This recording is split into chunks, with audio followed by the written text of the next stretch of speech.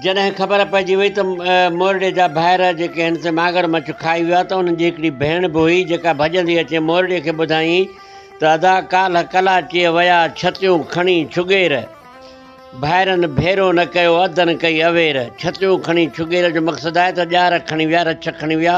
छुगेर चइबो आहे पटके ॿधण वारे पहलवान खे। काल्ह कलाचीअ विया छतियूं खणी छुगेर भाइरनि भेरो न कयो अधनि कई अवेर। अहिड़ी ख़ासी खेर कुन वराए झली आई। इहा भेण पंहिंजी दाह ॾिनी आदती बिटाई हिन माघ ते आयो आहे। हीउ माघ जेको आहे सो आहे पंहिंजो तारीख़ी ऐं मोरड़े मीरबर जे भाइरनि जूं इहे क़बरूं आहिनि ऐं हीउ मुर्तज़ा वहाब जे मार्फत हीउ ठहियो आहे। असुल में ॾाढो कमु सुठो थियो आहे। बहितर हीउ पहिरियां हेठि हूंदियूं बिल्कुलु शाह लतीफ़ भिटाई बि हिते पेर घुमाया तव्हांजे चवण मुताबिक़। बिल्कुलु साईं तारीख़ी माघ आहे ऐं तारीख़ खे पंहिंजीअ खे यादि न कंदासीं त पोइ असां बि जेको आहे उहो ई लटिजी वेंदासीं। बिल्कुलु सही था चओ तव्हां सां ॿियूं ईअं लटिजी वेंदासीं पर ॾाढो शानदार कमु थियो आहे। ख़ुशी थी वई आहे ॾाढी ख़ुशी थी।